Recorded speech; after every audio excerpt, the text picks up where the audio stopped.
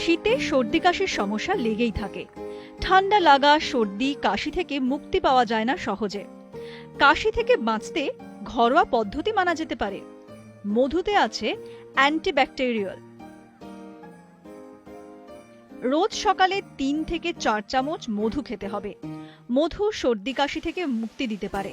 কাশি হলে গরম ভাপ নেওয়া খুবই উপকারী। জলের মধ্যে পুদিনা পাতা যোগ করতে পারেন এসেনশিয়াল অয়েল। গরম জলে নুন দিয়ে গার্গেলও করতে পারেন। এতে সহজেই কাশি থেকে মুক্তি পাবেন। কাশি কমাতে আদা অত্যন্ত সাহায্য করে। খুব কাশি হলে আদা কুচি খাওয়া যেতে পারে। কাশি কমাতে বেশি পরিমাণ জল খেতে হবে। জল খেলে গলায় আরাম পাওয়া যায়, তাই কাশি কমাতে অধিক পরিমাণে জল খাওয়া প্রয়োজন।